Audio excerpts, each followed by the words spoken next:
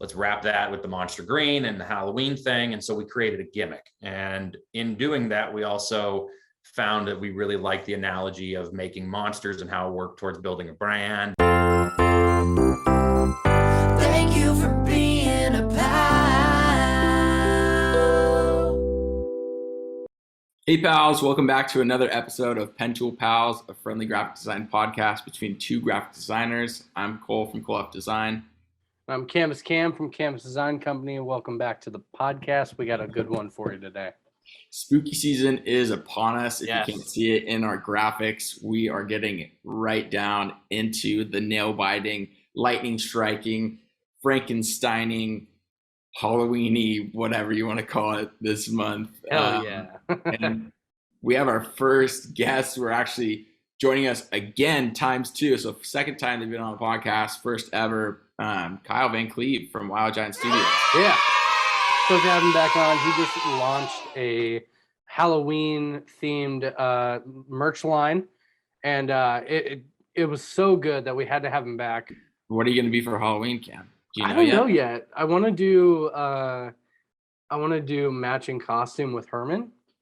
Last year Haley not going to feel left out with that? Well, I think we want to do the matching costume, so we'll have to find something that's like, the Addams Family or something. Last year we dressed him up as Baby Yoda, which is now Grogu, and he was the cutest little Grogu, man. Like it was pretty fun.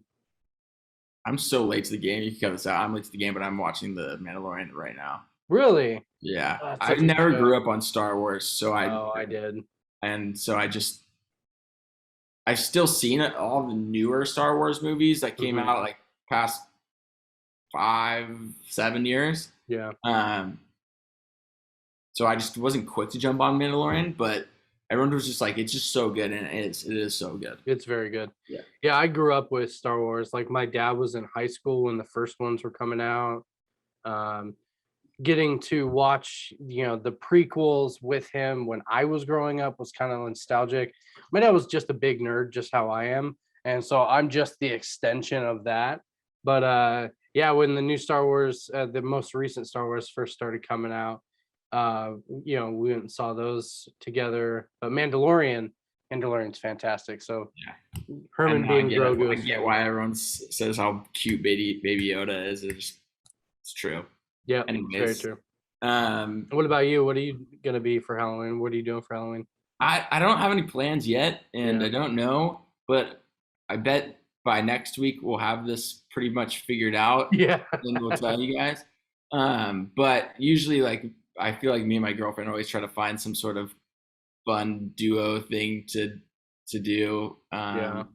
Avatar: The Last Airbender was one of the options we've been throwing out, so I might like get one of those bald caps and like do like the arrow right here or whatever. Yeah. So I was gonna say, yeah, don't shave your head. I don't think I will. I feel it's funny because I feel like we've already done Halloween because Haley and I did a gender swap party a few weeks back.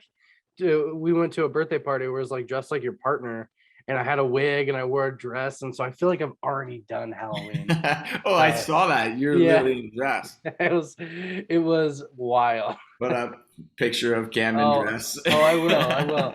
It's amazing how freeing this dress was. Yeah, all right, I'm sure.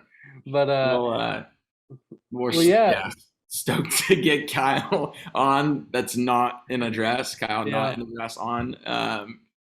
Let's do this. Kyle, you should like say boo or something. You should scare everybody. Yeah, no. Oh man, I have a full-size Boris Karloff face I should have brought with me. Sick. Well, just Yeah, just take that Frankenstein off to the wall behind you there. Ah. Or your normal face works fine. Which Yeah. Kyle, man, hey, how's it going? It's good, man. How are you guys doing? Good. It's good to have you back. You're our first returning guest to the podcast. That's both an honor and I think maybe a curse. I'm not sure. So We're not Thank sure you. either. Your guys' follower count's gonna go way down after Oh, we're this one. losing them as we speak, and we haven't even told anybody. People already turned off the podcast. It's already it's Right? They're But, like, oh yeah. my God, here we go. I'm getting out of here. No way. Yeah. in good theme of October and Halloween. We're stoked to have you back, and we know that you've had tons of work in the background putting together an epic launch of monsters and greenness and Yeah. monster greenness. Yeah. Monster greenness. Yeah. You guys should start. I should start paying you guys royalties for that because that totally came from you guys. So Dude, we were actually just talking about that. We were talking about the royalties we should be gaining. No, I'm kidding. I didn't even notice like until you said it, like the natural correlation between the two. But yeah, once you mentioned it in the last podcast, I was like, oh, that's it. That's easy. And then it just kind of snowballs from there. Hell yeah, dude. I'd say as a nod to you, Kyle, like I feel like you had already said Monster Green for some reason, and I was just like going along with it, but it must have just been the like initial correlation or like the Mandela effect. Have you guys ever seen that? Yeah, the synchronicity of the two came together at the right time. So yeah, I mentioned it, but we've always referred to our green as retina burning or vomit inducing, seizure inducing green. But yeah, monster green. It definitely makes a lot more sense and sounds a lot better too. Yeah, it really hits home for you. And it's like it's your own. Thanks to Cole, but right. Well, I mean, and you look in the background, like it just made all the sense in the world. Oh, for sure. I mean, you have a life-size Frankenstein in your studio. Like we sure do. That's Boris, and he doesn't get much done, but he's definitely a part of the Wild Giant family. So, but yeah, no, Monster Green, and then I think last week we put together kind of naming our colors, and we had like basic B black and way too white and old gray. So we like that. I'm totally like that. I'm totally cheesy like that. My wife is kind of too. We like that tongue in cheek stuff where we name stuff, but it's got a little bit of life to it. So Monster Green's the shits. Yeah, last time we spoke on the pod too, we were talking about like owning our marks, owning our brand, having it come from some sort of like authentic place, and how that kind of forms over like long spans of time, and things just start understanding naturally that it snowballs, like you said, where you start realizing what is right and what feels like your own. And like branding your colors and calling your colors something, that in itself is like what you can call your own brand. Yeah, so, 100%. Right. It's just fun. It's definitely been interesting, and we might have talked about this before, but it's definitely been interesting being known for something that isn't like design wise. Like the people are always sending us stuff with bright green. Like I was thinking of you. I had a buddy, Andrew Harrington, who works at Adidas, and he sent me like one of those shop rag button-up shirts, but it's like bright green. And he's like, this screams you. And I'm like, that is so awesome. Yeah. But totally random. And I couldn't be more stoked about it because Hell yeah. I am one of the biggest contributors to imposter syndrome. Mm-hmm. And green and a color, let's say green, is not something that I can over design. Like, I can't, it's not something I created, but so being known for a color that is subjective or isn't as subjective as say like, one of our logo designs or an illustration is a breath of fresh air for us because we don't have to try as hard. Yeah, totally. I love your chipmunk most of like I love all your work, but like your chipmunk is awesome. Me and Cam were talking about it before we hopped on, and like the fact that you were able to transform him into like a Frankenstein. Yeah, dude. I saw that. Well, I won't get after you too hard, but he's a beaver. And that's my bad. You can re-record that if you want. Yeah, I said chipmunk after. No worries. It's buck-tooth rodent. I mean, they're all the same, right? Without the just the face of it alone, it's one thing. But I have seen it with its tail, so I should have known. No, I'm just giving you grief. No, it's that's cool that you mentioned it because when we were putting this whole thing together, I had it kind of came from a natural place. Like my wife and I were talking about, and I'm probably skipping ahead on you guys, but using that as an example. But like we were building stuff out, and I just kept going. And my daughter was like, "What if you, we call him Chopper." She's like, "What if you make Chopper like he's wearing a Halloween costume?" And I was like, "That's a fantastic idea." I mean, so in the sticker and the graphic, you can see he's got like paint on his face. Yeah. And that's totally out of character for usually, what we usually do. And so that was a fun one to add in there as kind of something that's a little outside of the normal. For sure. It really, when I saw the early stuff with your beaver, would transition into like a Frankenstein character and all that stuff, I started messing around with my own owl logo. And it was just like, it's super fun just to kind of put different skins on your logo. And so like I started sketching out this little like alternative owl design and stuff like that. It was like really fun. Yeah. No, it's my own merch, It's definitely fun to take a different look at everything and add a theme or something that gives you life to what you're putting out there. And even if it doesn't like look good at first and all that stuff, it's like at least you're trying something new and you're having fun with it. And this whole line, this whole drop that you did looks like the funnest fucking thing. Like it was since we released it, been getting orders in and everything. I was just talking to a buddy. I was like, man, I'm exhausted. Like we've been putting this thing together since the middle of July, and I'm definitely not a patient person. So for me, there was a lot of like, hey, I want to start putting this out now. Yeah. But having clients who deal in that limited edition kind of apparel genre, I was like, my wife and I knew it was like, we got to wait. We got to do this right. We got to, we got to put time into it. We got to make sure the launch is correct. We got to make sure the timing of each post is correct. And that was really hard. Yeah. But it was fun. I mean, everything about it was fun. The learning process, sampling things out to people to be like, what do you think about this layout? What do you think about this color? What do you think about the style of graphic? There's a lot of heavy halftones in there. And a shout out to Astute Graphics, because that was a lifesaver. Otherwise our vector files would have been way too big. But dude, there's those halftone pattern swatches are a bitch. Once you start like mapping out a good as part of your design, it really bogs down your style, man.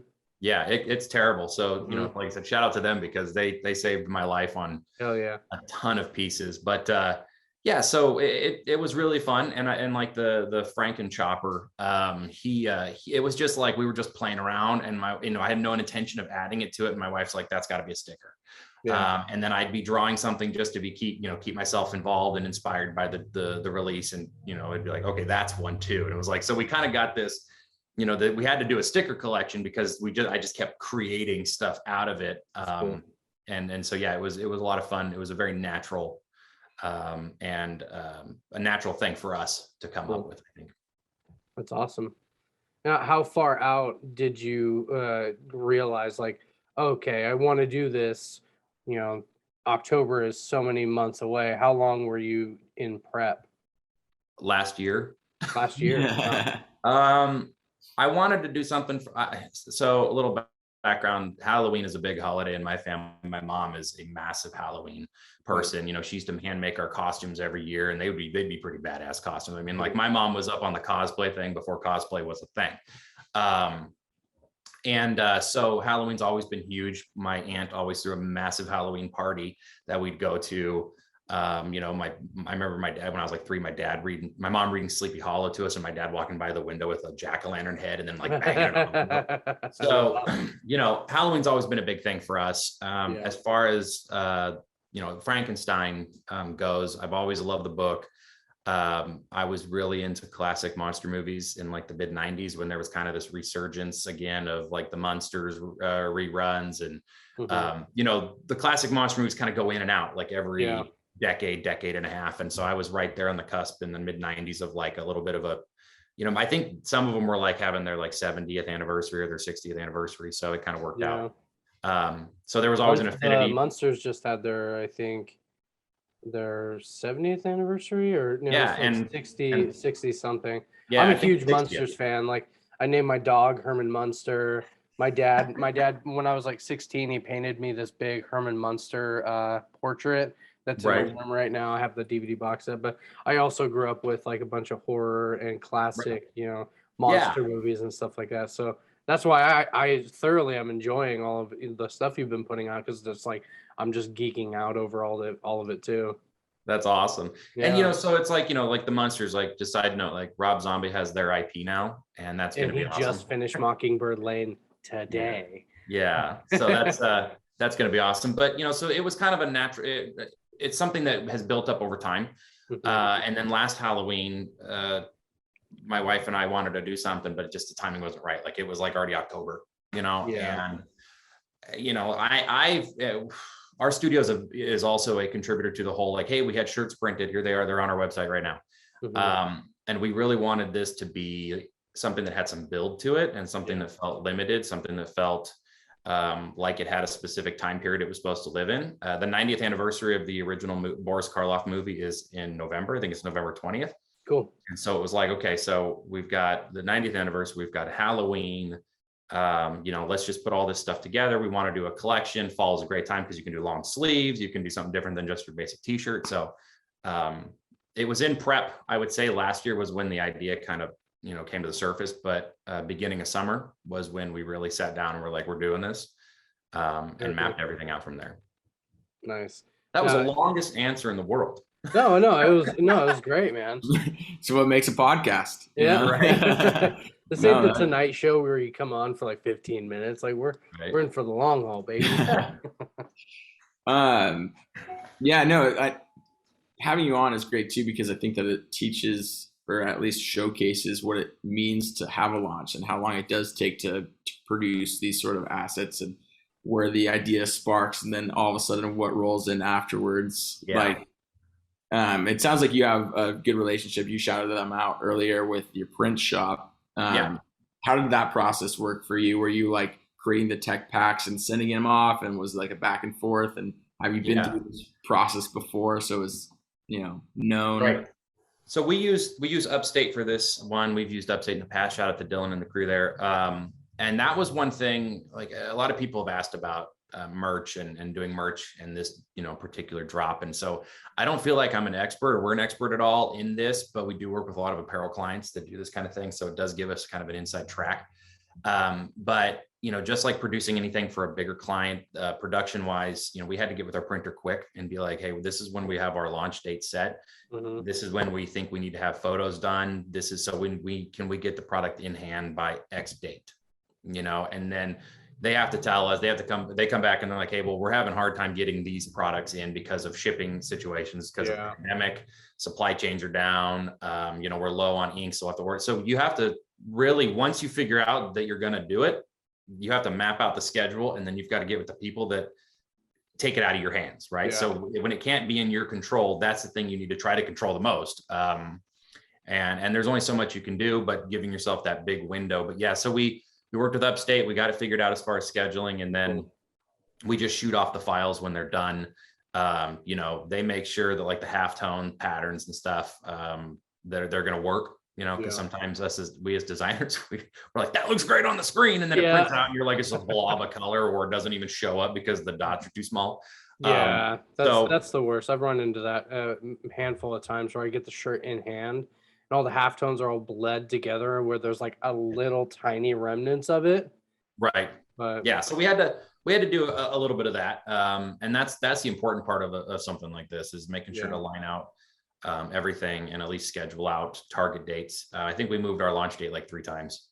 We wanted it to be on the 1st because it was on a Friday and it was the 1st of October, and people were like thinking about spooky season. And so it was like the 1st, and then it moved to the 3rd because our photographer was fitting us in, and then it moved to the 10th because we had some production misprints that we had to kind of figure out. So it all got taken care of, but we had to have like a plan A, plan B, and a plan C with all of our vendors. So I could imagine the stress that's like going into just trying to get everything moving along smoothly, and the frustration. It's like, why isn't this working out in this way? And then you're coming up on October and everything's on crunch time, and you're just like, and then I Yeah. could the satisfaction of it being over, and Yeah, the exhaustion of it. I mean, and it's interesting because there are like, let's say like Lincoln. Lincoln just came out with a creative pack and everything that's awesome, and I'm sure there was months in development to do each particular little thing. yeah, But like for them, like that's kind of a normal thing they do, like every quarter or something. They come out with big pieces. Draplin's always doing some big collaboration, and yeah. Invisible Creature's always got something coming out, right? And so for us, this was like our once a year thing. This was the thing that we wanted to nail, because we're going to do it once, and hope to make it an annual thing. But we had to put all of our eggs in one basket on this, because we weren't going to do it again. So we only had one shot. And so yeah, it was nerve-wracking and it was exhausting when it was done. But we had an open house in the studio, and we had some friends and family over. And so we kind of acted as a launch party, and we didn't look at anything on the sales, because I was like, we're going to drop it. Nobody's going to buy it until over the weekend if they do. And got done with the launch party and flipped open the computer to look at the orders, and was just completely blown away. So it was kind of got to ride this high, right? Like had everybody over, and it was fun. And, Ashley decorated the studio in as much green as she could possibly find. And, we had a big event for it. And, then it turned out that it was, by my estimation, a success. So it was definitely this wave of like, oh my God, all this stress. And then, oh, I don't want to even do this. And then, oh, this is exciting again. And so it was definitely a roller coaster of emotions. That's awesome. I mean, I know that like for so many people that are graphic designers or like create art, their whole question is like, can I roll this into some sort of apparel? Should I make merch? How do I make merch? How do I set up postage stamps? How do I send this stuff out? There's so much that goes into the whole thing. Like I try to create posters, and I overprinted them, and then you're like, what do you do with the product? How much do you print? Like what do you do once you don't have them? And then like, how do you shift in the future? Or is this just like not what I should be doing? Like, is merch or like physical products something that I've got a pretty strong thought on merch. And I just had this conversation with Dan Blessing of Design Shark, and Crew Kinzer, and they were asking about merch. And again, this is just my opinion. I'm not a merch expert. I just happen to work with a lot of people who work within that industry. Yeah, it's difficult for designers to get into sort of merch like this.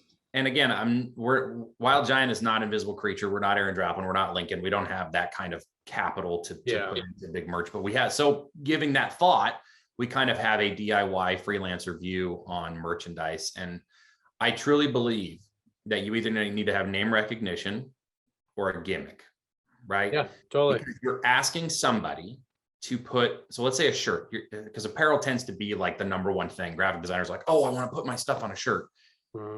If you don't have a gimmick, you're asking somebody to wear your name, and that's less likely to happen, right? 100%. So we've done some shirts. We've got like the studio tee, which has got our logo on the back. We just recently did a white and silver tee that had, again, just information on the back. Generally, those are more for like us and family, and we just put them online. We're like, that's why we have them marked down to $10, because it's like, we're not trying to make a lot of money off those things. But something like this, it was like, okay, let's put everything together. Like we've had Frankenstein memorabilia for a long time. So it was like, okay, let's wrap that with the monster green and the Halloween thing. And so we created a gimmick. And in doing that, we also found that we really liked the analogy of making monsters and how it worked towards building a brand and all this other stuff. So it was like, okay, now we've kind of got something that's us. Like it feels very Wild Giant-esque, like it makes sense. And so we have a gimmick, right? We have something that people can buy into. If people are fans of Frankenstein, but they don't give two shits who we are, hopefully the graphic and some of the pieces make sense, and they're like, sick, because I'm like that. I'm very much like that. Like, I don't even care what your name is. If you make something I think looks cool, I'll buy it. So, and then I end up becoming fans of artists that way. And so you either have name recognition like Draplin or Lincoln, where people are like, yeah, I just want to support them. I don't care what it is. I'll buy whatever it is. Or you have a gimmick, So, yeah, that's really, really good advice. And then also like what I think you're saying also is about like being authentic in what you're doing. Yeah. And that's the gimmick, right? Or something that feels connected to your brand. Because like within Wild Giant, the name Wild Giant could literally be Frankenstein. Like, Yeah, it hey, could be anything. he's Right. huge and is wild and he's a Yeah. monster. And Yeah. then you roll, it all ties into each Yeah. other. It's very Yeah. natural. And I use the term gimmick, obviously as Cam knows, I'm a big pro wrestling nerd. And so Dude, we're, cut you off for a second. We had a WWE show in town last night and I couldn't go and I was really sad about it. But I was digress. talking I don't even know if I'd go to a WWE show anymore. Like yeah, I wasn't missing anything. Yeah. I can tell you that. Yeah. So, but like, as far as like gimmick, like you just have to have something that somebody can buy into that's not you, right? And like I mentioned Dan Blessing, Design Shark a minute ago, but like that was his thing. Like I'm not sure people want to buy into this. I'm like, man, there is so much so many visuals and so many themes you can play off of when your name is Design Shark. Like I was like, you could like hit the surfer vibe, the tiki bar look. Like, yeah, that's what I think about when I think about merch and having a gimmick or a theme. Yeah. It's like, how many different visuals can we pull from? Well, for us, luckily, Monster Green goes really well with, Monster and Halloween stuff. So again, natural progression into that line. If you don't have those things, I think it's an uphill climb. That's one of the reasons we changed our name. That's one of the reasons we went from Van Cleave to Design to Wild Giant, was because it was more ambiguous. It was felt more. You don't need a brand, but it felt easier to brand than our name. So it's funny you say that because I ran into that a long time ago. I used to have Warner Creative Design and was very limiting on what I could do. Now a Canvas design company, the owl is my saving grace on this. If I didn't have the owl, Canvas, like it's a cool name, but what direction does that put me in style guide wise, But luckily I have the owl to kind of lean on and all that stuff that makes me going. But yeah, Wild Giant, like there's so much you could do with that. Design Shark, And I'm facing that literally currently with Colef Design, and I go back and forth. I go back and forth all the time about changing my name, and that's a thing. I know, because that in itself is, I wouldn't say an uphill battle. It's just it's almost starting from scratch. It's not starting from scratch because you still have your following, but the education process from that to the next is why you got to give people a reason to care. Like, and you could easily just take Cole, right, or whatever, and make it and kind of take your personal piece out of it and just turn it into like Cam said, like just adding like an owl or something. Like you add something, some visual or some thematic piece that you can play off of. And that was one of the reasons like we started really hard to lean in as we were developing this into the monster thing and into the kind of the mad scientist vibe, which I know is like some clients have reached out to us and they're like, man, that's kind of weird. And we're like, then we don't want to work with you. Totally.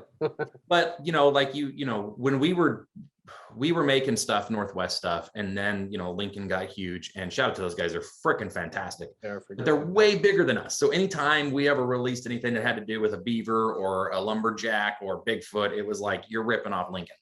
And so I was like, I want to feel authentic, but find something that we can kind of own, right? That so you got the Monster Green, which is awesome. And then it kind of just bled into this. And so that's why, we have Boris, and, we've kept him in kind of our brand package, because it just feels like something we can build on and not lose momentum with. And feels very congruent with, who we are and obviously the kind of stuff we do. Yeah. And you've done it in such a way that's so different, because it's like, the only thing I can compare it to is Invisible Creature, but your stuff doesn't look like Invisible Creature. Kind of the same ideas. We're kind of gonna play in the monster type thing for our own shit, but it's still, you've done it in such a smart way to where it's not like, you even just said, Lincoln did that. Well, I don't hear anybody going like, oh, Invisible Creature did that. So good work on that forefront. Well, and that's the thing about like the Clarks and stuff is they've become such, they've gotten to like that Draplin point where they're almost more of a product brand, right? Like their Invisible Creatures just as much about their, what they're presenting outward. Yeah, because they're doing like Legos and shit right. So they're like, hey, we do client stuff, but like you're into us now because we're a product, we're providing things. So I would say like invisible creature, I always tell people like if I were to line up people that I would say we try to emulate work wise, or like who have played a big role in what Wild Giant is invisible creature, Clark, or there's some other ones like Matt Koffenberg.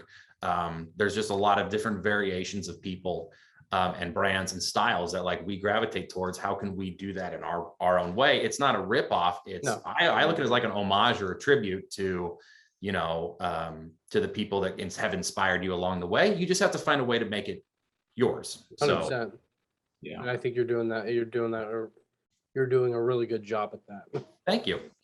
One thing I loved about this line and this drop was getting to collaborate with my wife, and she did all of like the packaging and like all of the sourcing for everything.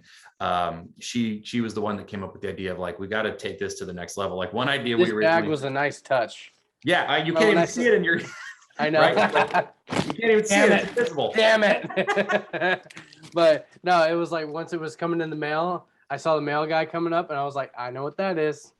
That's exactly it. And that's, when she was like, we need to do neon green bags, I was like, yeah, we do, because, people will know, that's us. And she also did these metallic sticker packs. And of course it's a darker green, but it blends well with the monster look. And it looks like something you'd get from in a mad scientist lab, or, like a specimen bag. And totally, it's little things like that to me that make it, it's less about buying the stickers and buying the shirts. I like the experience when I buy something. So like using Invisible Creature again as an example, I bought buy the pencil pack that they did, the box with the ruler, and that was so cool. I remember looking at that going, okay, first off, designer merch the game is over. Like that was it.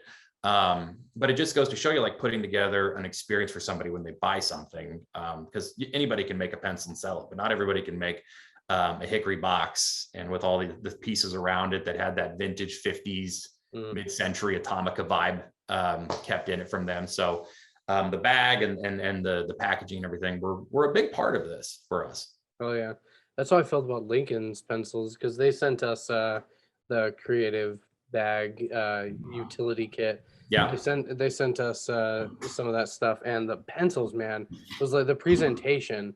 There it is. Thank you, Lincoln. Yeah. Thank you, Lincoln. Thank you, Dan. But yeah, just the tender love and care that they put into an invisible creature included, into their products is just like makes it creates a better experience. But also, it's like, dude, they really, really care about. Yeah, I've always been a part of the mindset that if somebody's going to spend money. Because I know what it's like to spend money. I don't generally like to, but if I'm going to spend money and support us and what we've done, we want them to feel like we've put as much into it as was worth their $20 or $30 or whatever it is. Because again, we're not trying to get rich off any of this stuff. I make it because I love it. My wife makes it because she loves it. And we want to put it on the world for people to get. And so we want, when it comes in the mail, we want it to be like, oh, sweet, like the bright green bag. And one early idea was, we, talked about like having bolts, like do we like getting bolts and packaging them and saying that they were spare parts. And then we had talked about like doing like little vials of slime, right? So like there was more that we could have done. But we were like, first year, pare it down. But again, it's all part of that experience thing. Like, who cares about a $1 thing of slime? But like, if you threw that into a package with everything, people would be like, oh my God. That makes it better. And like it puts a smile on everybody's face. It's the unexpected little extra thing in the bag. Creating I think it's like creating a relationship with the people that are buying and your audience. Because a lot of times, and this goes back to Cole's original thing about designers making merch. You have to attract people who aren't necessarily in your industry, right? And I think as designers, a lot of times we post to Instagram for affirmation from our fellow peers and our colleagues. Yeah. Generally, I think I've talked to other people who are like, I get likes and I go through to see who they are, right? Like, oh crap, so-and-so liked my post. Like that's an affirmation. We also do that when we design things too. Like we design merch and apparel and little pieces for the people that we, you know, are in our field, right? So it's like, okay, I need, you know, if somebody X and Y, you know, buy this, then sweet, it was a hit. So kind of take your mind out of that and start approaching the casual buyer. You know, and that's maybe a little retail thing that, you know, a lot of designers don't go into anything or this kind of thing thinking about. That you do got to keep in mind, like you have to pitch to somebody that is buying your stuff and you have to give them a reason to want to buy it. So Yeah, totally. Yeah, I've failed in the past with putting out merch and doing different t-shirts with like absolutely like there's no reason for it. You know, you gotta be smart. I put out a shirt that said vacation forever around summertime, and it was a cool design, but it stayed on the shelf because it was like there's what am I doing? You know, I'm not promoting vacation, I'm not promoting all this other stuff. yeah, And my point being with like doing merch, you have to be, you know, super smart. Going back to what you were saying, like you're asking people to, you know, wear your name around instead of, you know, like a t-shirt brand or like a clothing brand or anything. You know, they have the whole lifestyle set in place, what their brand is about. yeah, For us, for graphic designers, putting out merch is so hard because it's like, you know, I do art. Do you yeah. do art? That's kind of Like how me. that's kind of how I feel about it. To where it's like Yeah, I've literally put out a shirt that said like just draw, and it's like, what about the people that don't draw? right. Yeah. You know, and Oh, yeah. that's kind of a thing. Like with this collection, I knew was going to help. It was Halloween, and people who are fans of horror or Yeah. classic horror was like, okay. And that's one of the reasons we did it. Is I looked, you know, we sat down and we talked about like target market, Well, I and mean, that's how you got me. You know. yeah, well, there you go. And it's outside. It's like, okay, how many holes can we fill, right? How many Yeah. genre or how many targets can we hit? So you have horror fans, you got classic monster fans, you got classic movie fans, you got Halloween fans, you got people who, you know, who like designer stuff, you know. So it's like it took up a big array of people, and it was like, okay, this might be worth doing. Yeah. Whereas when we just drop a Wild Giant shirt, we're just kind of advertising to other designers, right? So there has to be a little bit of a thought process. And plus, when you do merch, it's an investment. I mean, I'm not speaking for any of the bigger studios or agencies, but you know, for a studio our size, you know, it was like a quarterly thing. I'm like, it was like a big budget. It was like a big part of our quarterly budget, and it was a shot in the dark, right? So. Sure. We did have to be really calculated and careful and thoughtful in everything, but buying t-shirts and having them sit on the shelf is the worst. Yeah, it's the worst. I've had to do that it's- plenty of times, and it's the worst feeling. It's like, it- it's- what did I do, or what did I not do to get these shirts sold? You know. Right. Well, and it's multiple. It can be really degrading because there's multiple facets of it. Like, do people not like me? Do people not like my design or my artwork? Do people, you know, did I not register? Then it's like, okay, did I not do the necessary steps to make this work? Yeah. You know, so there's lots of levels to it. But you brought up like the vacation thing, and you weren't selling that, right? That's a big thing. Again, that's kind of that what I say about gimmick, right? Is like Chad DeWild from Wild and Co. Like I keep bringing up other people. There's great examples. That's like kind of their thing is like forever vacationing. Like they're always on their road tripping. Like he talks about like casual and for the casual road tripper, right? Like he's kind of got this whole vintage Griswold thing going with their brand. Like that's the thing. Like he's a dad of 2 kids and they're always traveling. So he does like this retro, dad traveling thing, and it's just freaking awesome. Like it works because it also ties into their, what their narrative is as a studio. It's not just a shot out of the dark thing. So that's important. That's big. Important. We were just talking to Clark Orr about it a few weeks ago, to where it's like people sniff that shit out. You know, if you're not living, if you're putting out stuff, if you're designing in a certain, in a certain area to where you're not even living that lifestyle, you're not traveling. If you're doing artwork that is like a beach and all that stuff, but you don't even go to the beach and do all that stuff, it's like, what's the point? You're not going to get anybody's attention because it's not authentic. And if you're not being your authentic self, people are going to see that and they're going to look the other way. And I'll tell you something, authenticity is a big one for us because it's something I struggled with for a long time. I remember when I first started designing back, 2009, and I was coming up, and I was just, it was like I was a sponge, right? And I was taking everything in. Like I remember getting Draplin's shuttle poster, and I was like, I love space. Let's do a space theme. And then it was, I started having restoring axes as a hobby, and I was like, oh, cool, woodsy stuff. Let's do wood. We didn't know who we were. I didn't know who I was as a designer, and I didn't know like as a brand. And then it was like, okay, well, even if I did like space, or I did like woodsy stuff, or I did like beach stuff, I can't really sell that under myself, right? It just doesn't seem authentic. So it's just now in October 2021, Wild Giant feels at its peak of authenticity in my mind. Right. And it's something that we talk about on the daily. It's just totally humbled by the fact that it was just a natural progression. Honestly, thanks to you guys, that monster green thing was actually a big part of it. Like it did like register in a way. It was like a bolt of lightning. I was like, okay, look at our gallery wall, and I've got memorabilia all over the place, and like I said, a life-size Boris Karloff. It was like, oh, this is us, and this feels like we don't have to try, and so putting together this merch line, it was like I really want, and I kept saying it in our post, like, I hope you guys can tell what we put into this, because this is us, right? This is as authentic as we can be, and we hope that resonates. And I think it did, which is lightning in a bottle, really, because I've struggled for years doing that and trying to find that, and trying to find out who we are and what we align with. And I've gotten to meet, it's crazy is putting this together and doing all this stuff. I've gotten to meet, and like I've got art over here, so if I can get it right here, this little neon Frankenstein right there with the pencil. That was one of my favorite ones on your board. Right, that's Don Picton.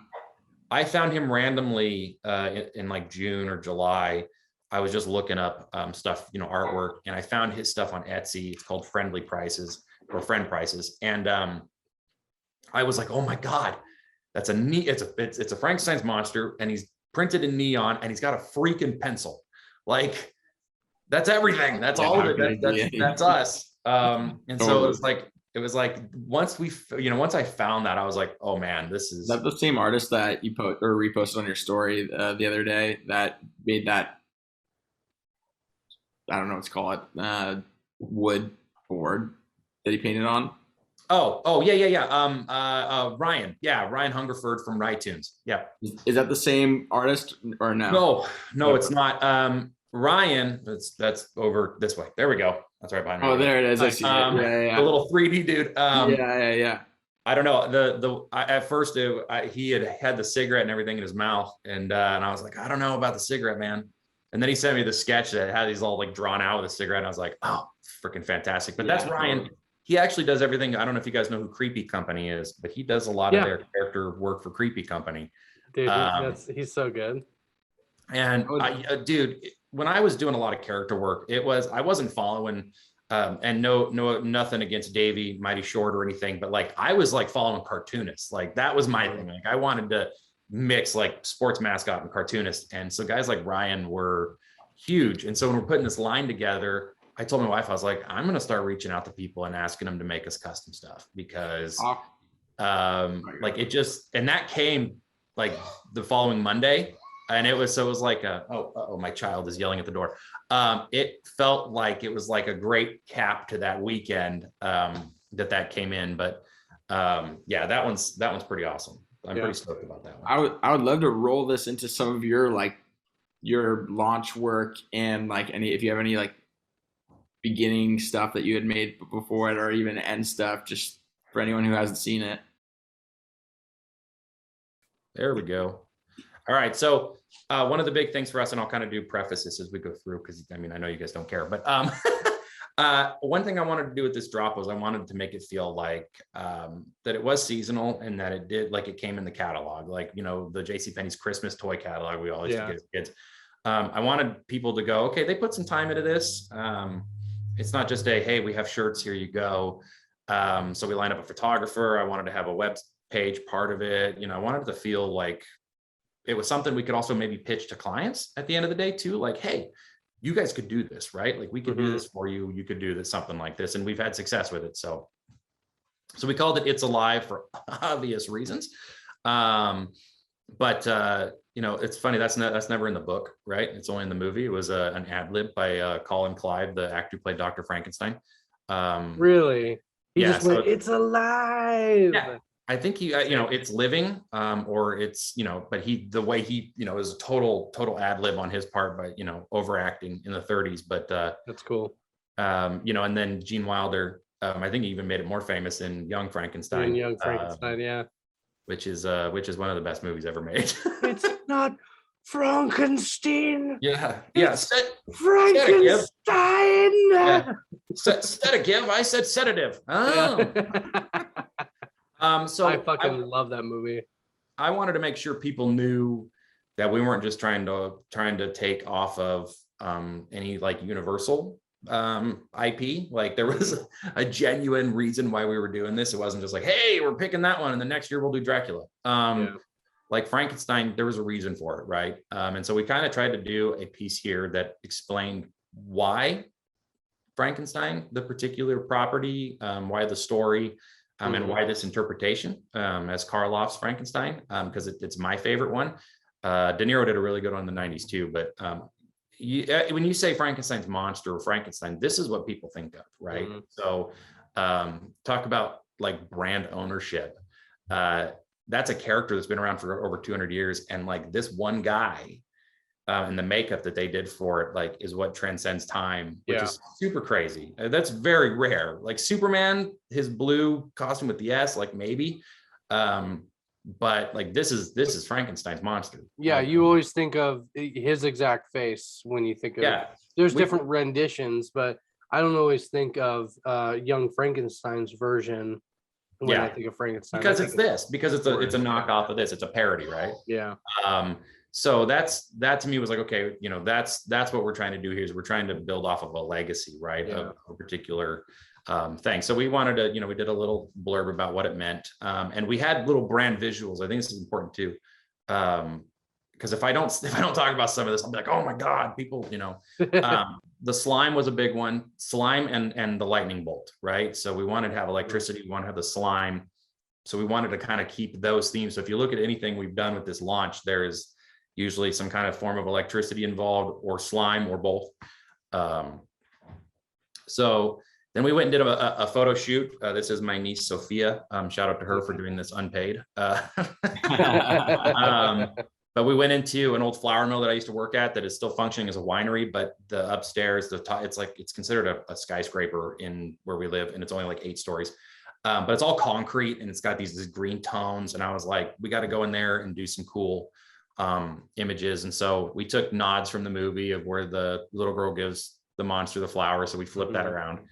But we had this all storyboarded. Like, we worked with a photographer, and Cole, you had asked about like what it takes to do this. We sat down, we storyboarded exactly the shots we wanted. Some of them we didn't get, and some of the things didn't work out how we wanted. Like I actually wanted to take Boris and put him in the mill, but his feet are concrete, so that wouldn't work out too well. I saw another photo down here that you must have photoshopped him in or something, right? Yeah, so I did take a picture of Boris, and we figured out where he would be within context, because we wanted to have this long shot where we had a lurking monster, and so we were able to work him in there. It's really well done. I wouldn't have known that you'd photoshopped that. That's cool. Yeah, little even the blur that you do at his feet, fooled me. That was hard, man. I spent about an hour photoshopping this, thinking I need to, I am a perfectionist and I'm terrible at Photoshop. Like, to me, his hands are too bright. Like, I wish I would have had stood back there as a reference picture and been like, okay, this is what it needs to look like. But I'm stoked people think it's real, because that just affirms the way too much time I took to put it together. Sure. Yeah. And so with this job, and I've got it stuck on, we call him Boris, right? So we don't get in trouble. So we've got it on Boris here, and this was the last piece to get added to the line, and it's probably my favorite one. It's so out of all of it, because it merges literally everything that I think our work encapsulates. It's like, clean vector, it's illustrative, it's character. But I kind of wish I would have done that earlier and we could have worked it in, but it's based off of the one sticker set where it's half of a face and then a skull. Oh God, you can't, there it is. So my wife's like, why don't you just take that and actually make a face out of it, and it just freaking snowballed from there. So next year, it's a little, inside baseball, but Ryan of RyTunes suggested that we do this next year as part of the line, and we do it as a blacklight poster. So Dude, that'd be cool.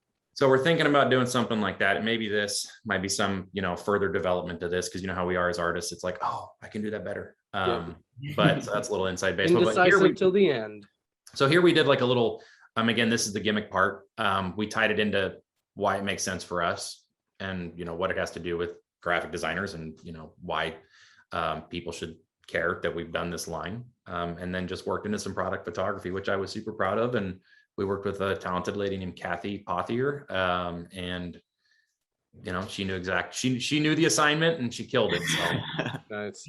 That's great, man. but this is my favorite picture out of all of them, and it was totally random. My niece, I was like, smell the flower, and then I reached out really fast to try to scare her. And so I was like, if there's any one image of this release that I like, it's this one. So, and that's Great. those are $100 monster hands from England. So like, my wife was like, yeah, you got to quit buying props for this, because it's gonna blow the budget on.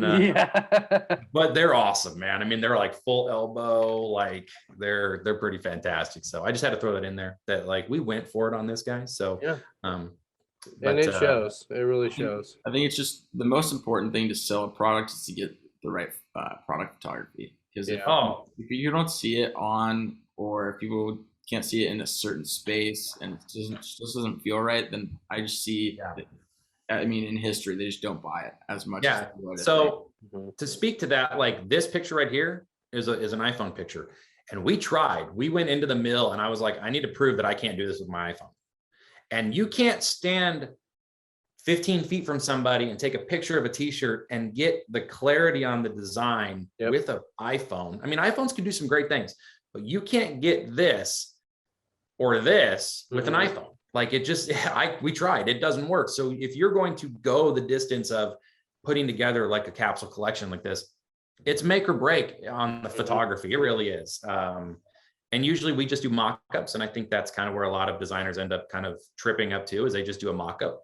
And it was this one, I was like, we got to show this in real life. Yeah. Like, it's got to be seen, the details, the color, it has to be a real life thing. So there's nothing better than seeing a live photo opposed to a mock-up, Same thing with portfolio pieces. Like, I feel like all of my strongest portfolio sections are the ones that I get from clients that like go all out with like the photography. And it doesn't even mean that it's my favorite design I've ever created, but it looks like it is, because they did such a good job of blowing it out with all their photos. There's a smoke and mirrors thing to what we do, right? And like with merch, and because I think that's kind of the general topic, what we're talking about. Like, and again, I'm by no means an expert, but like there's a smoke and mirrors thing. Like the more you can trick people in that something that you're selling looks top tier, the more likely you are that they're going to buy it, right? 100%. So, and going against it, but also with it, like instead of tricking, I think what we do as a whole is like branding, right? We're basically brainwashing.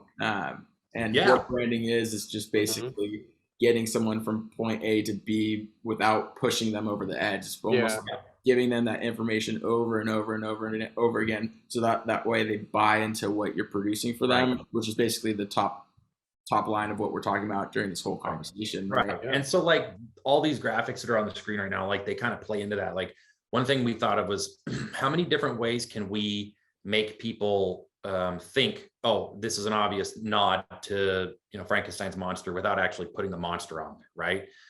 So obviously we've got the shirt graphic that's got him on there, we've got Boris, and then we've got but like the chopper beaver thing, like those are and then the logo, like the monster logo we have there. It was like, how many different ways can we do this without actually like slamming somebody over the face with it, right? How can we stay branded without relying on the monster caricature to drive it, right? So I think my favorite one of the bunch is your guys' logo stitched together. Like I find I really enjoy when people find creative ways to do something new with pre-existing logo work. So like I'm just looking at your logo and seeing how you stitched it together it's basically your logo is Frankenstein at this point, or Boris. It's no, it's super fun, man. And that Well, and that's stuff it's like kind of that always catches the my eye thing. more than, the illustration work sometimes. Yeah, and I appreciate that, and that's kind of one of those ones where it's like you spend way too much time on it because I love details. When I see things, I love Easter eggs, and I catch them right away. So I'm like, okay, I want to let's staple it and stitch it and put some cuts here, and then like the bones. Because when we redid our logo a year ago, we used to call our old logo, it was like it was our monster, right? Because it was this big, chunky, ugly W. And so it was like, it carried that whole theme kind of still carried over. And I was like, so this was kind of first it's a W and a G, makes a whole lot of sense to try to stitch those two things together. Yeah. And again, so it was a natural thing, but it's one of those ones where it's like, how many things can we take from the visual cues of Frankenstein's monster and work into our own thing and have it just feel natural? Yeah. Like we probably could have done without the bolts. But again, that was another one of those things where I was like, I think that's kind of an expected piece of that. So no, I thought the bolts are a nice touch to it. Yeah, and the skull one, like that was probably one of the first ones. And one of my clients is like, we do a lot of skull stuff, and I was like, I don't show that enough, like the amount of bone work we do in illustration. I was like, I want to do one for ourselves. And originally it was just the skull, and then it had like a logo like carved into it, and I was like, it didn't really somebody's being arrested. So it didn't really blend in all that well. And so, these things there's some give and take, and there's some like, how does it fit with us? And are people going to understand it? And they take time, and I guess it just goes back to the point Cole made, like there's time that you got to put into these things. And if you rush it, it looks rushed. Yep. 100%. So yeah, we're absolutely stoked. And it's definitely given us a different view and thought process on merchandise. We've changed the way we do merch. Like, things will come up and we'll put things out, but like all eggs in one basket once a year, this will be an annual thing from us. So kind of want to build some anticipation around it for people who, all 10 of the people who buy our stuff consistently, mom and dad, thank you. We definitely want to give, a reason for people to come back. Right. Yeah, totally. And so this was a fun one. And now we've got a year to build so we can do other things. We've been looking into like vinyl figures, doing something like that. We've been looking into other custom pieces. So like It explodes from there. Like the first year is like, let's see what we can do. And then from there, like the floodgates open. I think that all of this is a prime example of, long form storytelling, building, planning.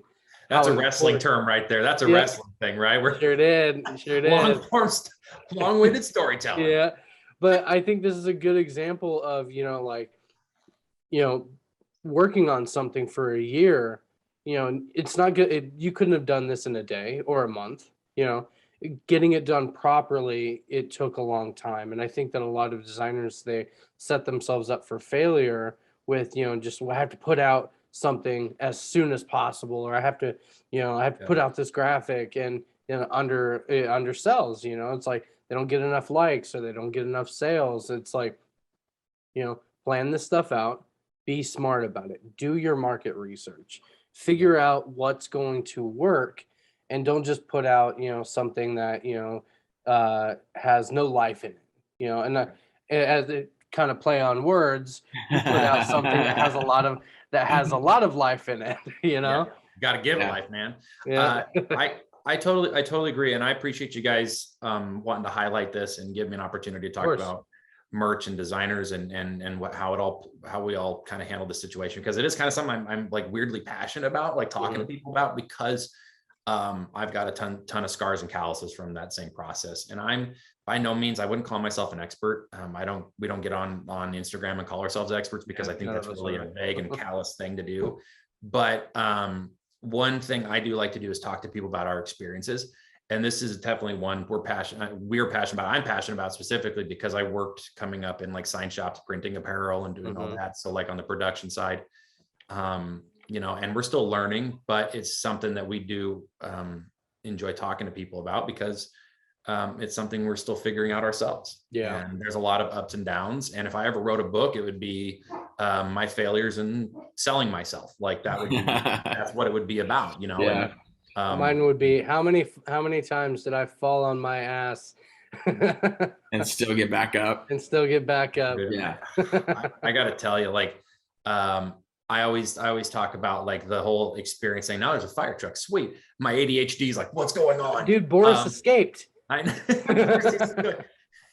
get back in. Yeah. So, you know, we talk about like, you know, the experience as designers, like, you know, there's that, my dad always used the example, like you walk into an interview and they say like, how much experience do you have? And the guy goes, you know, none, but I have a degree in biology.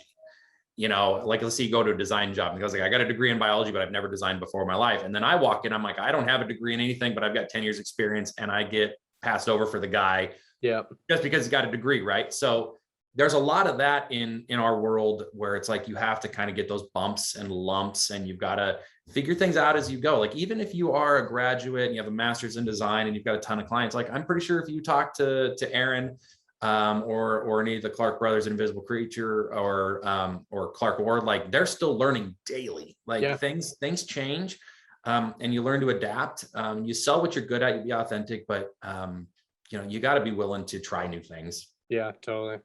I'm learning that more and more every day, especially like, you know, doing this podcast, you know, you're talking to people who have much more experience than you, or we've talked to people who have like years less experience than us, but they're doing such big things. And one thing I've learned is just like, you know, you don't know everything. Sometimes you just got to put that ego aside and just, you know, be open to learning new things from people older in the game, people younger in the game. Yeah. And I think that's one really beneficial thing about doing, you know, this podcast with Cole, and, you know, having you back on, and, you know, we get to know your experiences through this. And now everybody learning or everybody watching is now going to be a little bit smarter about, you know, building a brand, or, you know, doing a merch launch. And, you know, it's like, okay, Kyle, this is where he struggled over here. Now maybe I can just, you know, plan this out a little bit more. But it's as a designer, we should always be open to learning new things, and not have a ceiling to where we're learning from and how much we're learning. So right.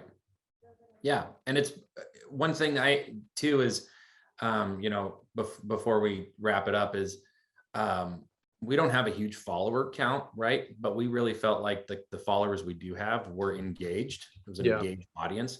You know, I see a lot of like, you know, accounts that have, you know, 50,000 plus, 100,000 plus.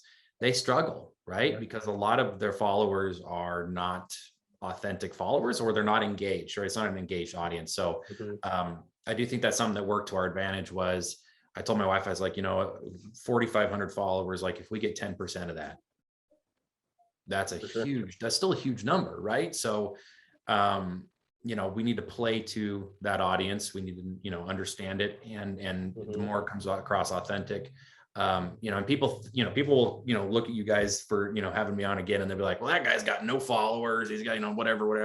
You know, it's like, I got 12 years experience in doing this. I've been around the block. Like I do know what I'm talking about in some areas, and I do have an opinion of things that is different from somebody else, so that carries some weight. And I think that's the thing, as in our industry, we got to get rid of is, I don't know anything because nobody follows me. Yeah, dude, totally.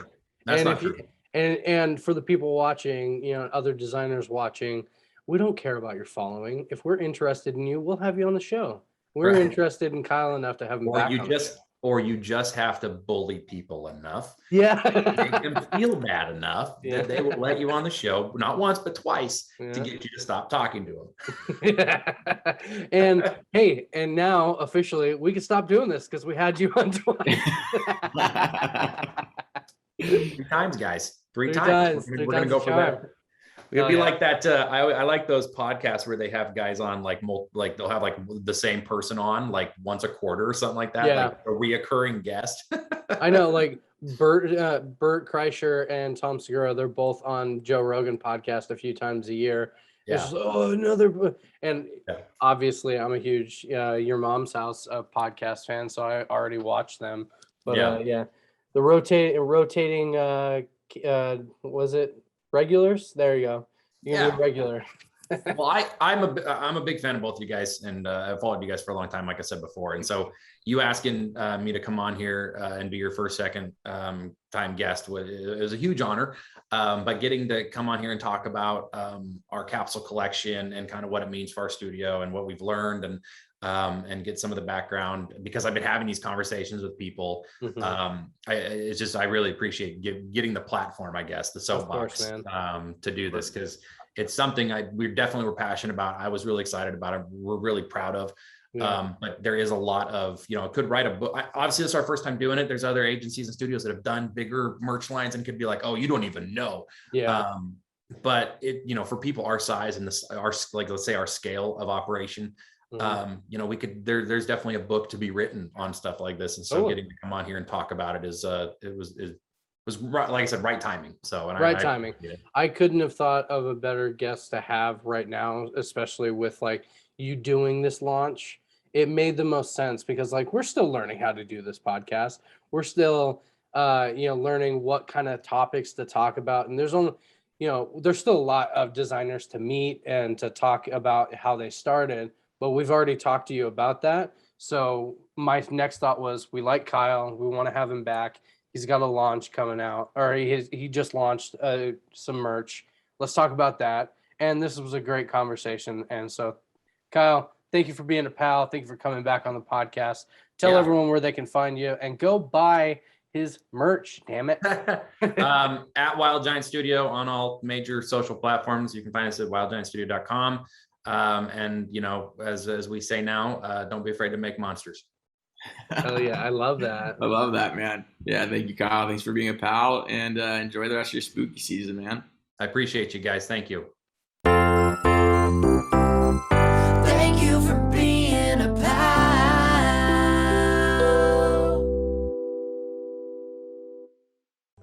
Hey pals, thanks again for watching another episode of Pentool Pals. Be sure to like and subscribe, or the world, as you know, will disappear, and then you have no one to design for. So, thanks.